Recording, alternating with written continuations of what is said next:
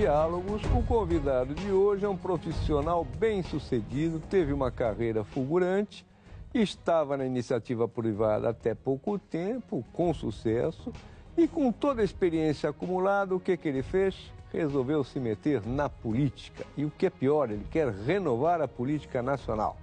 Vamos ver de quem se trata.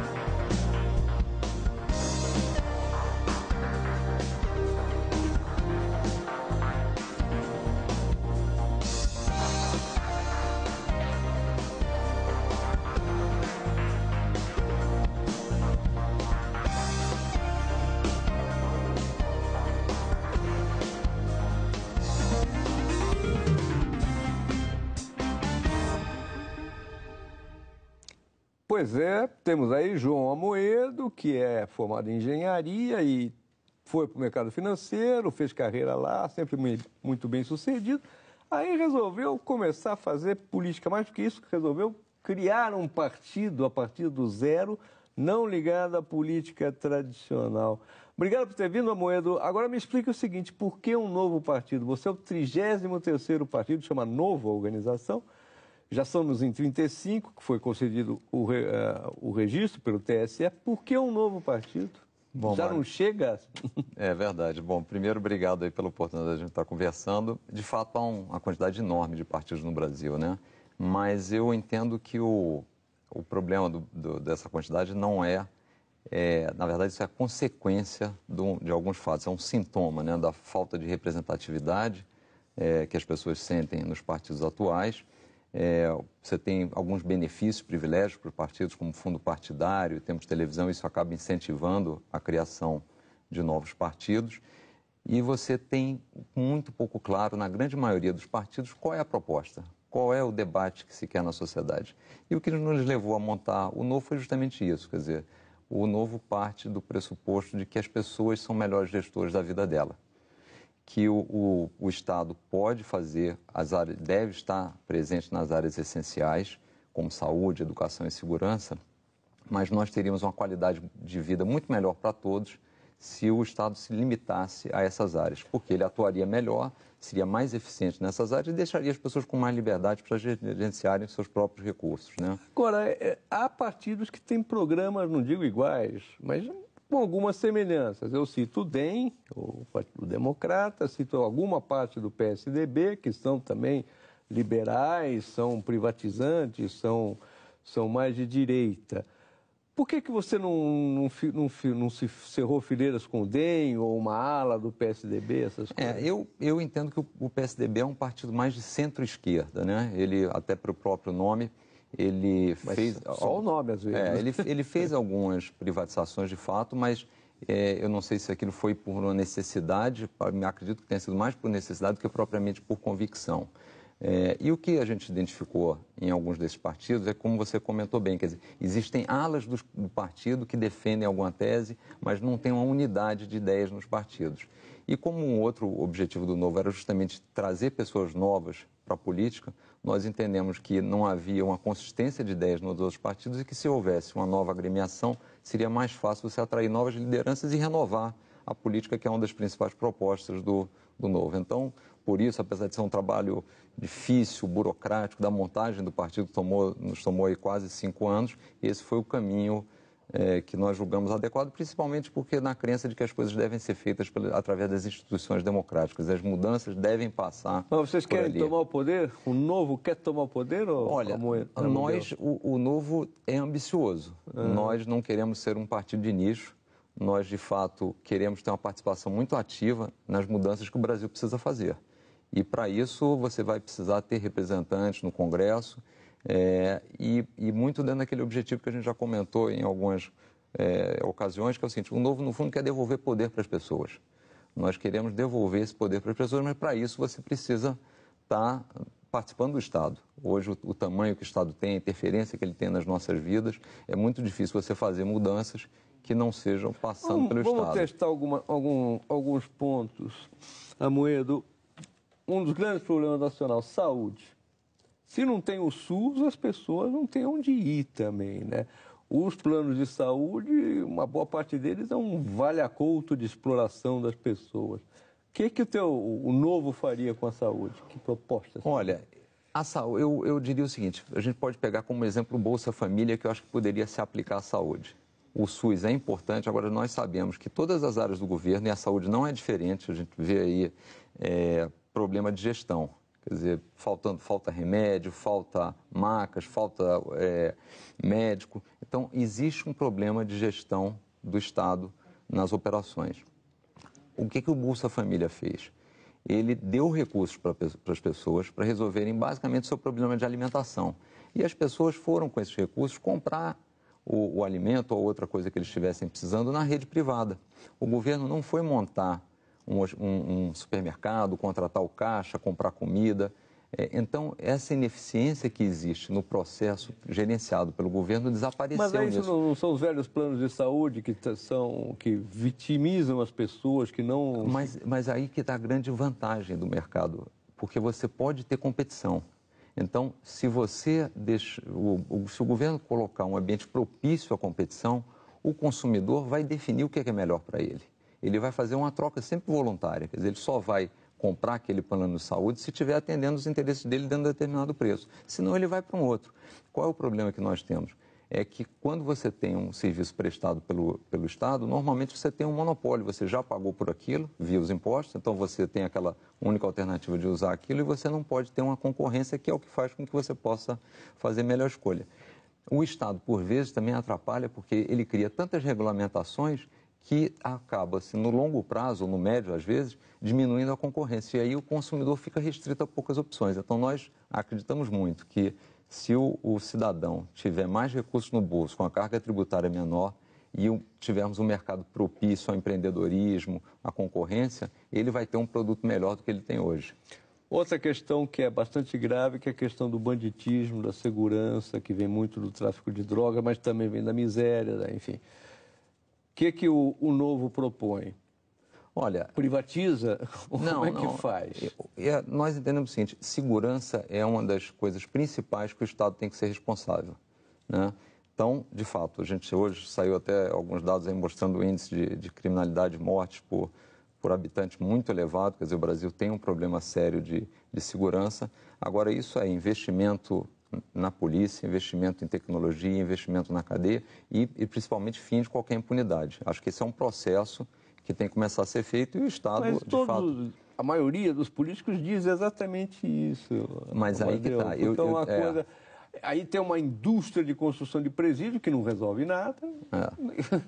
Justamente por isso é que a gente tem que tirar o Estado de outras áreas. O Estado não tem que perder tempo administrando a empresa de petróleo, administrando bancos, para justamente poder dedicar tempo, recursos para cuidar da segurança. Quer dizer, não é possível que a gente tenha 70 mortes por 100 mil habitantes no Brasil, quase isso, que seria o principal que o Estado deveria estar fazendo, cuidando da segurança das pessoas, e ele está envolvido em tantas outras áreas, interferindo em tantas outras coisas na vida das pessoas que não são relevantes e não está cuidando disso. Então, a proposta para melhorar isso passa exatamente por reduzir esse escopo de atuação dele em outras áreas, né? Petróleo, você falou aí, você é a favor da privatização da Petrobras. É uma exceção no mundo isso que você defende, porque fora os Estados Unidos, a Inglaterra e o Canadá, todos os outros países têm participação do Estado majoritária. A Rússia parece que vai perder agora, mas, enfim, por que você quer que o Brasil seja uma dessas exceções ultraliberais que fica tudo na mão da iniciativa privada? Eu não diria que é ultraliberal, eu diria que a gente tem vários ângulos para pensar. Quer dizer, o primeiro argumento seria o seguinte, o Estado é eficiente para fazer a gestão de uma empresa de petróleo? Precisamos que o Estado faça isso? Quer dizer, vários argumentos dizendo, mas isso é um setor estratégico. Existe mais setor estratégico do que a alimentação, do que a comida, e nem por isso o Estado está lá e isso funciona muito bem, talvez até justamente por ele não estar. Agora, tem um dado outro importante que é o seguinte, os brasileiros, eles devem ser obrigados a possuir uma ação de uma empresa de petróleo detida pelo Estado? Obrigados. Eles são obrigados hoje, por quê? Porque a Petrobras é de todos nós.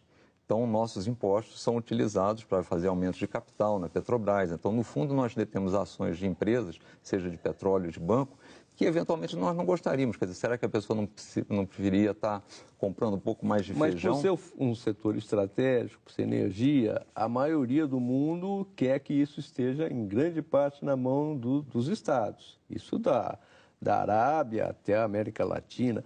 Por que o Brasil teria que ser diferente? Porque eu acho que a gente tem que pegar os modelos que funcionam bem. Os Estados Unidos funciona muito bem. A Noruega também funciona bem, é toda estatal praticamente. A França também funciona bem. Mas eu prefiro o modelo americano, onde você tem mais liberdade, um país que cresce mais, que é a democracia que tem o maior sucesso do mundo, do que, por exemplo, a França. Eu preferia usar o modelo americano. E eu acho principal isso, quer dizer, o indivíduo deveria ter a liberdade de investir naquela ação que ele quer. Quer dizer, faz sentido, voltando a esse exemplo, quer dizer, alguém pagar mais no saco de feijão porque vai ter um imposto e aquilo ali vai virar uma pequena participação numa empresa detida pelo governo de petróleo? Mas é uma empresa de capital aberto, Não, empresa de capital aberto, mas você é um acionista forçado.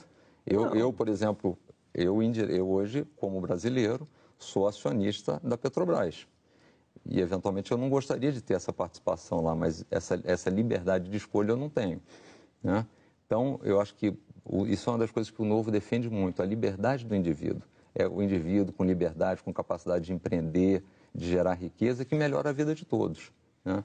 Então, esse conceito de que é estratégico, quer dizer, por essa filosofia, inclusive, esse planejamento central do governo estar presente na vida das pessoas, ter participação em empresa, tem se mostrado um fracasso em todo lugar do mundo, né? Que a gente vê aí, quer dizer, basta comparar até países semelhantes, como a Alemanha Oriental, a Alemanha Ocidental, Coreia do Norte, Coreia do Sul. Quer dizer, é um modelo que, no nosso entender, não funciona, testado e mostrado pela própria realidade. Mas são realidades diferentes, outros países funcionam. A Europa funciona. Mas, por exemplo? A França, a Itália são economias muito maiores que as brasileiras. E que tem um planejamento central, tem tudo isso, tem uma coisa... A dúvida é, será que não funcionaria melhor se não fosse assim? Eu acho importante o seguinte, o Brasil é um país pobre e nós não podemos nos dar o luxo de errarmos, né? Então, acho muito importante a gente saber o seguinte, quer dizer, quem cria riqueza são as pessoas, não é o Estado. E por que nós chegamos à situação que estamos hoje, né? Basicamente por um modelo de concentração de tributos, de poder na mão do Estado. Isso asfixiou a economia, a capacidade das pessoas investirem, de empreenderem, de consumirem. E chegamos numa situação que o país não cresce, tem inflação, as contas não fecham. Então, me parece adequado, pelo menos prudente, nós pensarmos assim, será que não é o momento de revermos esse aí e testarmos um outro modelo? Essa é a proposta do Novo. Nós vamos fazer um pequeno intervalo e já voltamos aqui com o dirigente do Partido Novo.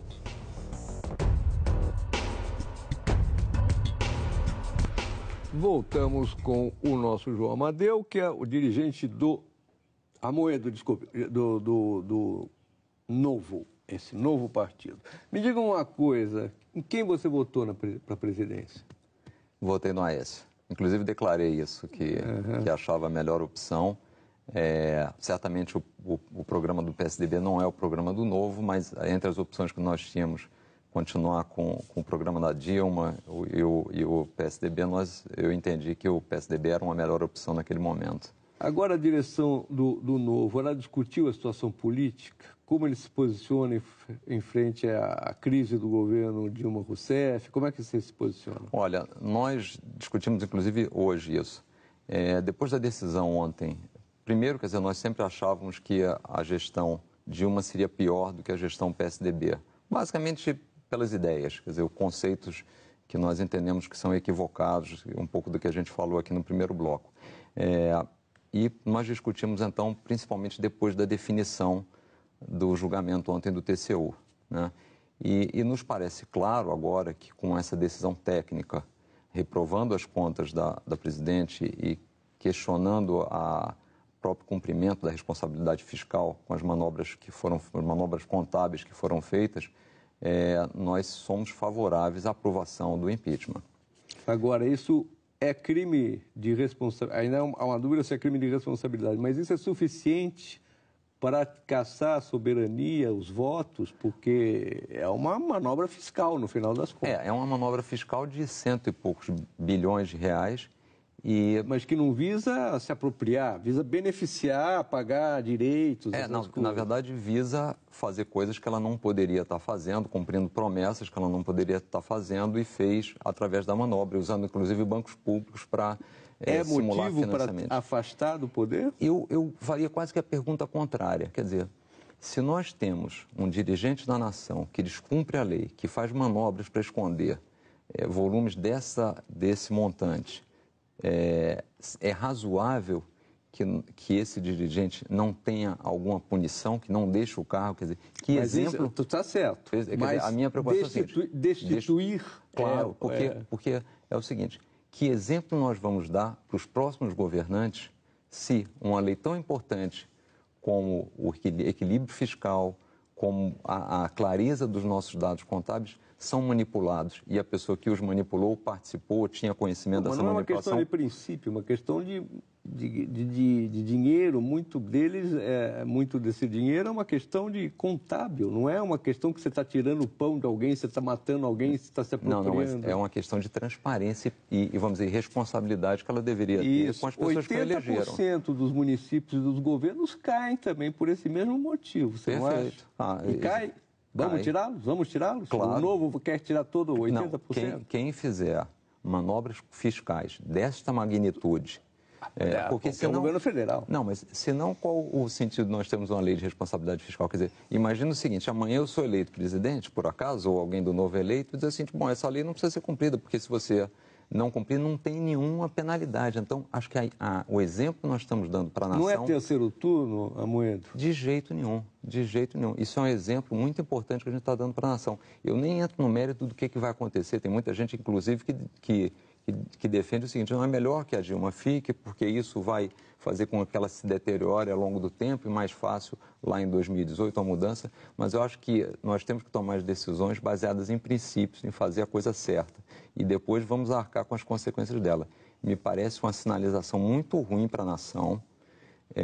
Eu acredito muito que a sociedade vive de exemplos e é uma sinalização muito ruim uma presidente que teve esse comportamento ser mantida no poder. Eu não entro no mérito, eu acho que isso é muito diferente. Quer dizer, se ela tem medidas erradas, tem uma má gestão, nós temos que arcar com os custos disso, porque ela foi eleita. Então é razoável, mesmo que as pessoas critiquem, isso não é motivo para a saída.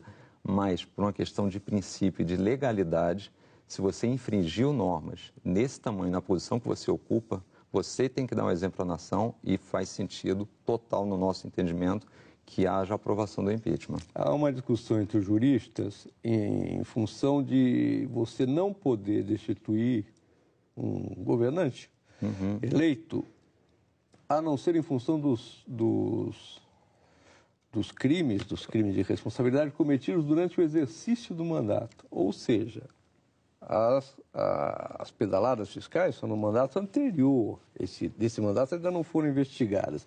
Então, é um argumento válido. Olha, a coisa anterior, no mandato anterior, justifica tirar os votos que foram dados agora, no final do ano? Olha, eu acho que a gente pode até entrar num aspecto técnico, mas não é técnico, é questão de soberania, eu repito. Não, eu penso muito na questão do princípio. Quer dizer, a pergunta que eu volto é, houve uma irregularidade aprontada claramente pelo órgão competente para fazer isso, que é o TCU.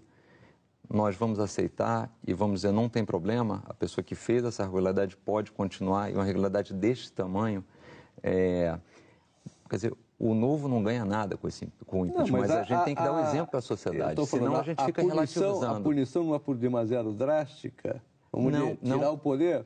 Tem outras maneiras de se punir. Por exemplo? Você pode fazer obrigá-la a seguir com maior rigidez, você pode fazer uma demonstração pública, você pode fazer um monte de coisas. Mas e por que não tirá-la se foi um erro tão grave? Entendeu? Quer dizer, de fato, de novo, estamos falando aqui até da parte da violência, que vem muito dos exemplos que tem na sociedade. Então, acho que no Brasil, nós precisamos ser mais rígidos com a lei. A gente fala muito da impunidade e se nós, num cargo como esse, estamos dizendo o seguinte, olha, um problema não foi tão grande, vamos relevar isso, eu acho que é uma sinalização para a sociedade que nós pretendemos montar, pelo menos que eu pretendo que as minhas filhas vivam, muito ruim. Agora você, então tudo bem ficar o vice-presidente do PMDB como presidente se a sua ideia for levada... Tudo bem se não tiver nenhum problema no TSE, porque é outra coisa que vai ter que ser enfrentada a análise das contas de campanha. Mas, veja bem, foi como eu tinha dito aqui, quer dizer, nós temos que tomar a decisão que é certa em determinado momento. Depois, em função daquilo, vai vir um outro cenário e você vai fazer sempre as coisas certas, porque senão, se nós ficarmos tomando uma decisão baseado nas hipóteses, no que pode acontecer, você fica sempre naquela história que o fim justifica o meio, né? Então, eu acho que o certo agora é realmente a aprovação do processo de impeachment e aí o trâmite sempre normal, quer dizer, quem assume é o vice, até prova em contrário, e aí temos que seguir a Constituição. O Novo tem relação com esses movimentos que fizeram as manifestações para o impeachment ou não?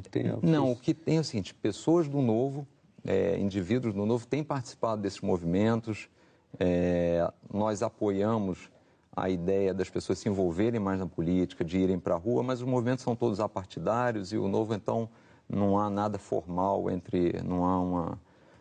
É mais das pessoas mesmo, que tem algumas identidades de pensamento entre princípios de um e outro, mas somos, eu diria, instituições e movimentos bastante independentes, sem nenhum vínculo. Diversos analistas apontam que há um esgarçamento, um combate entre as pessoas, amigos, posições políticas muito violenta, que é uma coisa relativamente nova no Brasil, inclusive com ofensas, agressões a ministros ou ex-ministros em lugares públicos, restaurantes, hospitais. O que você acha disso? Existe isso ou não? Não, eu acho que isso existe, a gente tem visto aí demonstração disso, desse tipo de atitude. Eu, particularmente, não gosto, porque eu não acho que você deva transformar as coisas num fla-flu. Quer dizer, e a gente vai sempre por esse lado da lógica, da racionalidade. Agora, isso foi um processo que foi feito ao longo do tempo, quer dizer, muito nesses negócios do nós contra eles, né? Então, foi se dividindo a sociedade em vários blocos, nós contra eles, que é uma coisa, acho que, muito ruim. Então, acho que seria bom que isso, ao longo do tempo, isso fosse sendo minimizado e deixando de existir, né? Tá certo. Olha, muito obrigado, João, por ter vindo aqui ao programa, falar do seu partido. Desculpe, imagina. Não parece um cacique político. O partido, na verdade, o Novo é de todos, né? O Novo é de todos. João Amoedo, aí, se lançou na política, aos 52 anos, você está? 52, exato. Aos 50 anos se lança na política, sem nunca ter feito política na vida, com ideias aí, liberais. Vamos ver o que acontece agora com isso aí. É sempre bom ter discussão aqui e de posições novas dos partidos tradicionais. Muito obrigado a todos. Nós voltamos na quinta-feira que vem, sempre às 11 da noite, aqui na Globo News, ao vivo. Até lá!